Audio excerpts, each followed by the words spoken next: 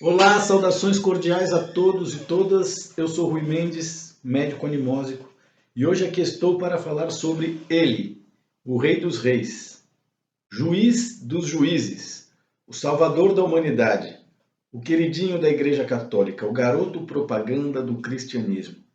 Vamos falar hoje sobre essa entidade macrocósmica que governa a mente e a alma da maioria dos seres humanos encarnados no Ocidente.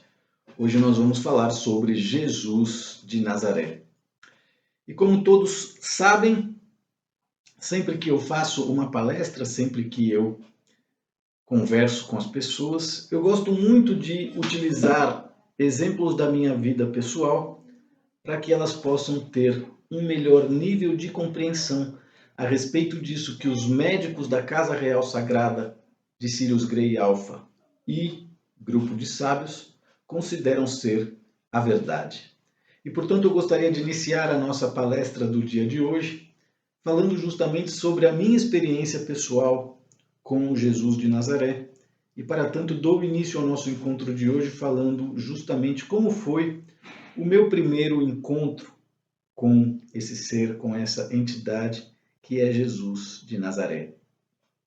Eu devia ter por volta dos 3 anos de idade, mais ou menos, e estava passando férias na casa da minha tia-avó Cotita, que morava numa casa enorme com um quintal gigante, onde havia uma jabuticabeira e limoeiro e coisas incríveis. Parecia um sítio, parecia uma fazenda de tão grande que era a casa. E viviam essas duas irmãs que eram tias-avós minha, a tia Cotita e a tia Linda, que eram pessoas bastante religiosas, envolvidas com os trabalhos da igreja e etc e tal. E naquele dia eu tinha ido à missa com a Cotita na Catedral de Sorocaba. E ao final da missa ela decidiu que queria que eu visse a estátua de Jesus e me levou até a estátua de Jesus, que era uma estátua gigante, né, mais que em tamanho real, inclusive. E eu olhei aquele ser crucificado, né, somente com uma tanga e todo espolado, cheio de feridas, cheio de machucados. E a minha única reação foi virar para a tia Cotita e dizer assim: ele está machucado. O que fez com que ela e outras feligreses da igreja que ali estavam rissem, né, porque a pureza e a inocência daquela criança fez um comentário puro e inocente que para os adultos parecia ser algo que tinha graça. Então eu ali com 3 anos de idade, a minha primeira reação ao conhecer Jesus através dessa estátua foi justamente dizer: ele está machucado. E é curioso, por quê? Porque uma pessoa machucada, o que uma pessoa pode o que uma pessoa machucada pode fazer para salvar a vida de outras pessoas que não estão machucadas, né? Então, o machucado de Jesus foi a primeira coisa que chamou a atenção daquela criança de 3 anos apenas que eu era. Muito além do convívio com a tia Cotita e a tia Linda, que eram bastante religiosas, eu fui filho de uma mulher que era a minha mãe e que rezava todo santo dia de joelho em frente a um santuário que ela tinha, às vezes na sala, às vezes no quarto dela. Nesse santuário ela tinha inclusive um crucifixo que tinha um pedaço do fêmur de São Francisco de Assis, que ela tinha ganhado da tia Gilda quando essa foi para Portugal e lembrou dela e etc e tal. E tinha imagens também de Nossa Senhora, Mãe de Deus, Jesus Cristo, São Francisco de Assis, Santo Expedito. Então a minha mãe era uma pessoa muito religiosa, tinha muita fé e tinha inclusive esse santuário onde ela rezava todos os dias. E eu não sei exatamente o que minha mãe rezava, porque eu não ficava ouvindo, né, os cochichos dela ali durante a oração, mas eu sei que ela pedia proteção para todo mundo, né, inclusive mais do que para ela mesma. E isso me faz pensar o quanto a minha vida hoje não é resultado apenas do meu trabalho e das minhas escolhas, mas certamente considerando tudo que poderia ter me acontecido de ruim e jamais aconteceu, eu acredito fielmente que a minha vida hoje é o resultado de todas aquelas orações sofridas e silenciosas que a minha mãe durante décadas fez de joelho em frente ao santuário dela.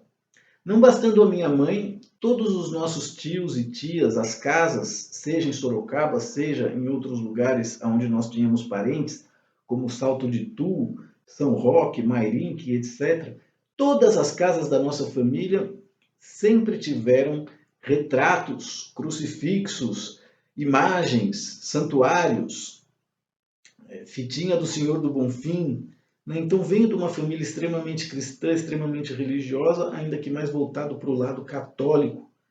Acredito que não haja evangélicos em minha família.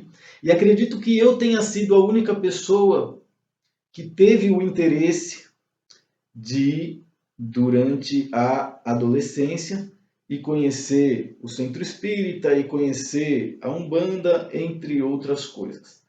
Mas ainda na infância, antes que isso acontecesse, eu me lembro que comecei a perceber que crer em Jesus, saber alguns trechos da Bíblia, repetir alguns bordões do cristianismo, era uma maneira também de agradar e de agregar a nossa família, de deixar a nossa mãe, os nossos primos e os nossos tios e tias orgulhosos, porque fulano era um bom cristão.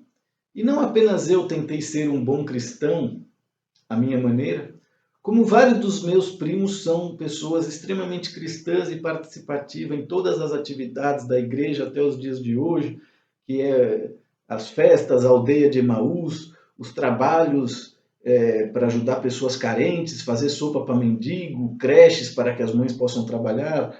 Então, algumas pessoas da minha família que eu gosto muito sempre estiveram muito envolvidas com isso. Então, eu passei toda a infância encantado com Jesus, sem fazer nenhum tipo de questionamento. E é engraçado porque toda vez que eu vi uma igreja, se eu tivesse sozinho ou se eu tivesse acompanhado com alguém ou com um grupo, eu sempre pedia para parar porque eu não podia ver uma igreja que eu queria entrar lá para me ajoelhar e rezar. E durante essa oração eu pedia proteção, eu pedia uma série de coisas. E me lembro também que durante a infância e adolescência, toda vez que eu precisava fazer alguma coisa que eu não sabia, ou quando eu me sentia com medo, ou quando eu me sentia inseguro, eu fazia aquilo rezando. A minha mãe, quando eu era criança, ensinou 3 orações para mim, as quais eu decorei ali por volta dos 3, 4 anos de idade e nunca mais esqueci. E passei a fazer uso dessas orações, que é o Pai Nosso, a Ave Maria e o Santo Anjo do Senhor, toda vez que eu estava em apuros, com medo, com pressa, atrasado, eu sempre começava a rezar, né? Mentalmente, eu começava a orar o Pai Nosso, a Ave Maria e o Santo Anjo. E claro, às vezes eu ficava ali, né? Para me desconectar do medo, eu me conectava com a oração, e por vezes eu passava 15, 20, 30 minutos repetindo aquela oração como uma ladainha, como um conjuro mágico, como um Te-Deum, como um mantra, né? Um sistema de repetição. E aos 14 anos de idade, mais ou menos, foi quando eu comecei a viajar sozinho, né? Seja sozinho com os seus amigos, seja sozinho sem ninguém. Eu fui para Recife, eu fui para Ilha Grande, e eu passava meses longe de casa. E obviamente que quando você é um moleque de 14 anos, com pele branca, cara de playboy, e fraquinho, como eu sempre fui, você tem medo. E eu me lembro perfeitamente a primeira vez que eu estava indo para Ilha Grande aos 17 anos de idade, de ônibus sozinho, à noite, que um rapaz grande, forte, sentou do meu lado e viajou do meu lado e conversou comigo, a gente foi trocando ideia. E ele perguntou para mim, mas você está indo sozinho lá para essas regiões de Angra dos Reis, Rio de Janeiro? Toma cuidado, hein? Ali é perigoso, etc e tal. Isso sempre acontecia nas viagens. Todas as viagens que eu fiz, seja no Brasil, seja fora dele, aparecia alguém para dizer que era perigoso viajar sozinho. Isso aconteceu na África do Sul também uma vez. E eu comecei a perceber que essas pessoas que ficavam dando conselho, dizendo que as coisas eram perigosas, eu comecei a desconfiar que talvez o perigo fosse elas mesmas. E à medida em que eu rezava, à medida em que eu orava, à medida em que eu pedia proteção, seja no silêncio do meu quarto, seja durante essas situações, enquanto as pessoas estavam falando comigo e eu não queria sentir medo, e eu tinha a oração como um mecanismo de blindagem energética já na minha adolescência. E isso fez com que eu começasse a perceber que aquelas orações, que aqueles pedidos, que aquelas preces, né, que aquelas rezas, por vezes, não sempre, mas por vezes, parecia que havia uma resposta. Parecia que o resultado da oração não ficava ali no banco da igreja, quando eu me ajoelhava, pedia, fazia o sinal da cruz e depois ia embora. Parecia que algo me acompanhava depois daquela situação. E dessa forma, durante a adolescência e juventude, seja movido pela minha curiosidade, seja movido por oportunidades que amigos e famílias de amigos proporcionavam, eu fui conhecer os centros espíritas kardecistas, ali do bairro da Vila Mariana, Aclimação, Paraíso, que são bairros de classe média que têm muitos centros espíritas, justamente porque a classe média paulistana não transa tanto a macumba como a classe média e classe alta sulista. Porto Alegre, apesar de ser um estado católico, é o lugar onde mais tem terreiros de religiões afroespíritas no Brasil. Então eu frequentava muito os centros espíritas, gostava de tomar passe, acreditava que o kardecismo era a evolução do catolicismo. E também tive a oportunidade de ir conhecer alguns terreiros de Umbanda, tive a oportunidade inclusive de trabalhar como redator de um jornal da Umbanda em São Paulo, que tinha um terreiro ali em Diadema, ainda que isso tenha durado poucas semanas. É algo que aconteceu e eu tive algum nível de conhecimento a respeito dessas religiões. E quando eu chegava lá no centro espírita, ou as poucas vezes que eu fui em um terreiro de Umbanda, uma das coisas que mais chamava a minha atenção era exatamente o fato de que aqueles lugares estavam também, assim como na casa dos meus familiares e na casa da minha mãe, plasmado de retratos de Jesus e pequenas estátuas. E aquilo me fez questionar, poxa, todo mundo é cristão, né? Seja o umbandista, o candomblé, o kardecista, né? Jesus é o chefe dessa porra toda. E aquilo fez com que eu me sentisse muito bem, justamente porque eu vinha de uma família cristã, eu havia rezado a minha infância e adolescência inteira, a minha mãe acreditava muito em Deus e em Jesus, era uma pessoa que rezava muito e que tinha muita fé. E isso fez com que eu naturalmente passasse a ver naquele personagem que eu acreditava muito e profundamente como algo real, passei a ver também ele como um grande herói. E quando eu saí do Brasil por volta dos 26 anos de idade para estudar inglês na África do Sul e depois posteriormente para fazer as minhas formações de yoga e ayurveda na Índia, eu realmente tinha esse ser humano ou esse personagem como um grande herói, a ponto inclusive de tatuar Jesus de Nazaré no meu corpo, que é algo que eu, apesar de hoje em dia não me considerar cristão, não me arrependo, porque eu considero e acredito que eu aprendi muito com Jesus e tenho uma gratidão profunda por ele, ainda que eu considere que eu, como discípulo de Jesus, superei o mestre com anos-luz de distância. E se você acha que eu sou arrogante por dizer isso, pode ter certeza que o arrogante não sou eu. É você que é crente, é você que é burro, é você que não tem experiências e conclusões para que a sua consciência te dê a verdade a respeito de você mesmo, da mesma forma para que você possa compreender a verdade a respeito de Jesus.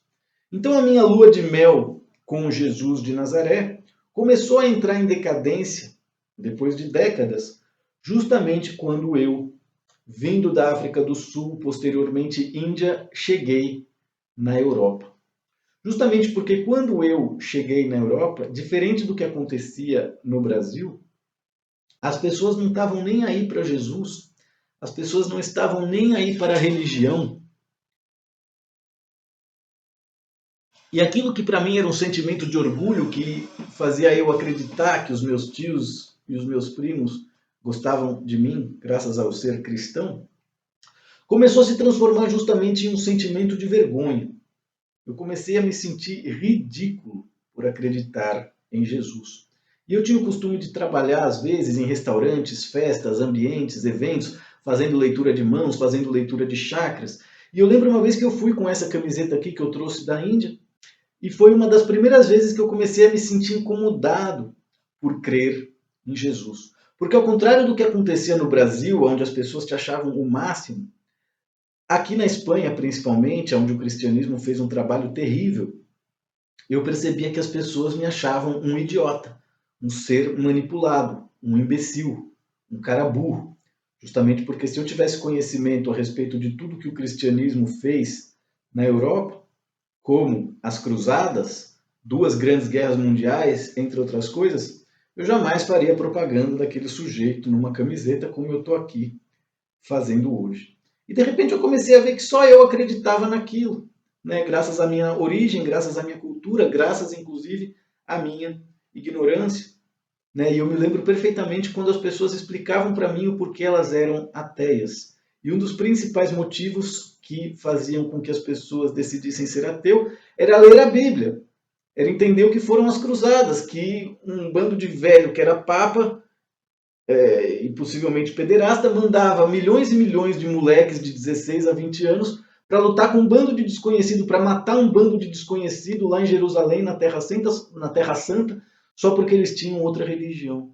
Né? Então, tanto as cruzadas como as duas grandes guerras mundiais, eu acho que são os maiores feitos do cristianismo ao longo da história, que teve como principal resultado transformar 90% das pessoas na Espanha ou mais em ateus. É curioso como, ainda que a igreja tenha muito poder na Espanha, todas as igrejas estão vazias. E os espanhóis têm uma frase interessante que eles dizem sempre, que é a única igreja que ilumina é aquela que arde em labaredas de fogo. Então existe muita amargura, existe muito rancor, existe muita mágoa para com a Igreja Católica de parte dos espanhóis, justamente porque esses caras pintaram e bordaram aqui durante milênios a ponto de materializar duas grandes guerras mundiais. Para quem não sabe, Hitler era católico e quem controla todas as sociedades secretas são os jesuítas. Então, aquilo que para mim era um sentimento de orgulho começou a tornar-se um sentimento de vergonha. E dessa forma, a partir do momento em que eu comecei a viver na Espanha, apesar de gostar muito de Jesus, eu comecei a descobrir um lado negativo, seja da personalidade de Jesus, seja do próprio cristianismo. E tudo isso de negativo que eu comecei a entender a respeito do cristianismo me fez compreender e aceitar que o cristianismo, através do personagem Jesus, não deixa de ser uma das formas de magia negra mais sofisticadas que existe. E antes que você, cristão ou cristã, se incomode com as minhas palavras aqui hoje, gostaria de deixar claro que a minha intenção ao fazer esse vídeo não é convencer ninguém de nada, não é desconverter ninguém do cristianismo. Eu respeito todas as pessoas, eu respeito todas as religiões, mas nenhuma pessoa e nenhuma religião é maior do que a verdade. E acredito que através do grupo de sábios e dos médicos da Casa Real Sagrada de Sirius Grey e Alpha, eu me tornei não apenas um inquilino dos terrenos da verdade, como também o seu mensageiro, o seu defensor, de maneira que as pessoas que são crentes e mentirosas normalmente têm a tendência a odiar a mim ou as pessoas que são como eu. Mas enfim, por que o cristianismo, através do seu personagem Jesus de Nazaré, é uma das formas de magia negra mais sofisticada que existe? Ainda que tenha feito coisas muito boas pela humanidade, principalmente pelas mulheres, justamente porque graças a Jesus o Império Romano foi primeiro dividido em dois e depois completamente destruído. Graças a Jesus de Nazaré, o monoteísmo passou a fazer parte do sistema de crença e modelo mental da cultura humana, de maneira que o paganismo e o politeísmo já não podiam realizar todos os surtos esquizofrênicos que possivelmente a crença em tantos deuses ocasiona, como a gente vê acontecer na Umbanda, como a gente vê acontecer nas religiões afroespíritas, que, por sinal, são religiões onde a grande maioria das pessoas que crê e pratica vivem em uma condição de pobreza, de miséria, entre outras coisas. Então, apesar de tudo de bom que Jesus de Nazaré e o cristianismo fizeram naquela época do Império Romano, principalmente para as mulheres que, graças a eles, passaram a priorizar, né, tanto a maternidade como o matrimônio, colocando fim em uma cultura de bruxaria, em uma cultura de sacrifícios, de paganismos, canibalismos, entre outras coisas, que é a verdade a respeito do passado, seja do planeta Terra e da raça humana, e que o cristianismo, uma vez tendo vencido, teve também a oportunidade de passar um verniz na história, né, falsificando a mesma, justamente para que nós pudéssemos ter uma imagem positiva e agradável dos nossos ancestrais, ainda que isso seja mentira, basta que você estude. Então, apesar dos cristãos dizerem que Jesus morreu e dessa forma lavou a alma da raça humana e pagou por todos os pecados de todo mundo, eu não acredito nisso. Eu acredito que isso é parte da peça de magia negra, uma vez que as pessoas acreditam que Jesus crucificado pagou pelos pecados de todo mundo. Eu posso ser criminoso, eu posso ser pederasta, eu posso ser ladrão, eu posso ser bandido, eu posso ser irresponsável, justamente por quê? Porque Jesus morreu na cruz, pagou pelos pecados de todo mundo, então eu posso pagar à vontade, eu posso pecar à vontade. Né? Então esse eu acho que é o primeiro ponto muito estranho. Além disso, Jesus é um profeta apocalíptico. Né? Ele não desfruta a vida como ele busca a morte o tempo todo, seja fazendo milagres, desafiando a autoridade, fazendo peripécias, protegendo prostitutas e bandidos, entre outras coisas que fazem parte da personalidade apocalíptica narcisista de Jesus. Jesus é um provocador, é um narcisista e também é um sádico, justamente porque ele tinha essa postura, né? Quando alguém diz a casa dos meus, a mansão do meu pai tem muitas moradas, e depois ele diz eu sou o caminho, a verdade e a vida, ninguém chega ao pai senão por mim. Esse cara está sofrendo de bipolaridade. Então, além disso, Jesus também é um amante propagador da pobreza. Justamente por quê? Porque ele transforma água em vinho, ele ressuscita os mortos. No final das contas, né, ele não precisa trabalhar para porra nenhuma. Né? Ele tem a formação de carpinteiro dele, mas o lance dele é a vida louca. Né? Ele está por aí, com os 12 amigos dele lá, de balada, senta para jantar com os ladrão, consola as prostitutas, não dá bronca em ninguém. Né? Ele usa a autoridade dele é o amor. E será que todo mundo é digno desse amor? Né? Será que os criminosos não tinham que cumprir a pena deles, ao invés de simplesmente ser perdoado? Né? E quando a gente fala que ele é sádico, é justamente porque esse lance de dar outra face não funciona sempre, ainda que seja algo que tenha um sentido moral profundo. Eu mesmo sempre fui uma pessoa adepta de dar a outra face, justamente porque sempre fui um cara fraquinho e não quero tomar porrada. Né? Então, amante da pobreza, sádico narcisista, baba-ovo de bandido e protetor de prostituta. Onde mais tem gente crendo e pregando hoje em dia cristianismo, onde é? É nos presídios e nas favelas.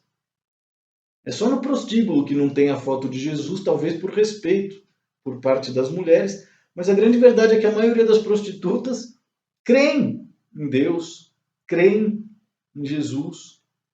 E uma das coisas que foi também enfraquecendo o meu cristianismo, ainda que eu seja uma pessoa que reze até hoje e me comunique com essas entidades, foi o trabalho também do David Icke, que nos explica justamente que ali, numa determinada fase no declínio do Império Romano, tinha uma família chamada Calpurnius Piso, que criou toda a história de Jesus e introduziu ela dentro da nossa linha do tempo, dentro da cultura humana, o que 300 anos depois todo mundo já estava acreditando que aquilo era uma história real, principalmente em uma época em que não havia tecnologia, não havia internet, não havia nada.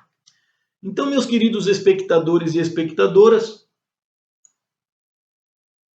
para nós finalizarmos a nossa videopalestra do dia de hoje, eu gostaria de compartilhar com todos quais são as minhas conclusões a respeito de Jesus de Nazaré e do cristianismo, que para mim são a forma de magia negra mais sofisticada que existe, a ponto de lavar o cérebro de mais da metade, quem sabe, de todo um planeta. Porque quem não é cristão normalmente respeita o Papa, respeita o cristianismo e não consegue enxergar a verdade de que tudo isso é magia negra que manipula todos nós através do nosso modelo mental e do nosso sistema de crença.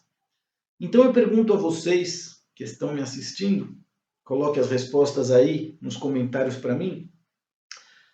Qual vocês acham que é o resultado de amar, idolatrar e crer nas promessas de um ser que está torturado numa cruz e que foi crucificado, e que todos acreditam que ele ressuscitou, mas que ninguém tem provas a respeito disso, é tudo crença. Outra pergunta é: o que vai acontecer com aquelas pessoas que acreditam que um ser torturado e ensanguentado, que está crucificado, é o Salvador da humanidade? Então, quando a gente faz essas duas questões, a gente começa a perceber que o cristianismo criou um hospício para o planeta, onde todas as pessoas que são crentes de que um ser crucificado e ensanguentado é o Salvador da humanidade, graças a isso, essas pessoas se deixam escravizar.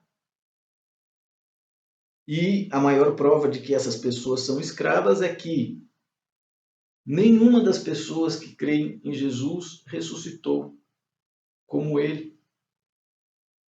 Por que Jesus ressuscitou e todas as pessoas que seguem os passos dele e imitam ele e falam em nome dele e trabalham em nome dele têm que aceitar a morte e ponto. E os parentes que ficam vivos têm que acreditar que você vai para o céu se você for bom ou que você vai para o inferno se você for mal, o que é uma linguagem bastante infantil. Então, do meu ponto de vista, enquanto médico animósico, e do ponto de vista dos nossos médicos e sábios, o cristianismo é uma história que não aconteceu. Todos os personagens do cristianismo são alegorias simbológicas e esotéricas ocultas, feitas em verdade para governar a mente das pessoas e escravizar elas, mas que por sua vez também é capaz de libertar essas pessoas e transformar elas em seres moralmente bípedes. E por isso um dos versículos de João, se não me engano, dizia justamente que conhecereis a verdade e a verdade te fará livre. E a grande verdade é que quando uma verdade encontra as suas contradições, ela se reforça, diferente de informações verdadeiras que podem ser contrarrestadas contra informações falsas e vice-versa. E por isso é que a maioria das pessoas se contentam com as informações que sustentam o modelo mental e o sistema de crenças delas. Justamente porque a maioria das pessoas não está em busca da verdade, elas estão apenas em busca de crenças que concordem com tudo aquilo que ela pensa, com tudo aquilo que ela acredita, mesmo sem jamais ter estudado, mesmo sem jamais ter tido a oportunidade de encontrar qualquer forma de verdade, justamente porque a diferença entre as crenças e a verdade é o fato de que as crenças estão movidas por energias de medo e dúvida. Você crê em Deus porque você tem medo do diabo.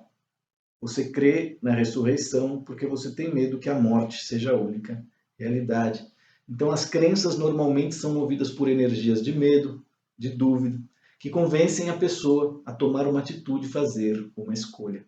diferente da verdade que você encontra através de experiências e conclusões. Por isso, como dizia Valdo Vieira, eu digo a todos, não creia em nada, nem em ninguém, nem em mim. Tenha suas próprias experiências e conclusões.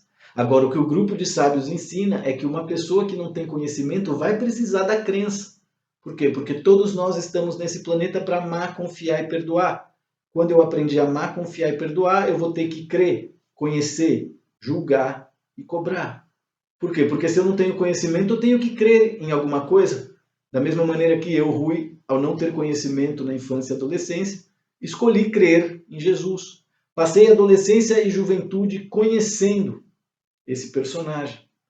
De maneira que quando eu me tornei adulto, julguei que esse personagem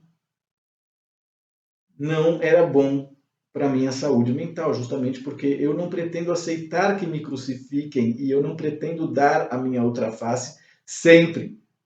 Se eu puder reagir, eu vou, entende? Então, crer, conhecer, para logo poder julgar e depois cobrar, né? Então, julgo que Jesus de Nazaré é um profeta apocalíptico que engana a humanidade e por isso cobro Jesus através da minha gratidão por tudo que ele fez por mim durante aquela época em que eu fui um adolescente, mas também cobro ele através da minha mágoa, através da minha revolta, por descobrir que através dele e em nome dele, milhares de pederastas, milhares de charlatães, milhares de ladrões, milhares de mentirosos foram felizes de verdade justamente porque podiam contar com o perdão desse personagem de maneira incondicional.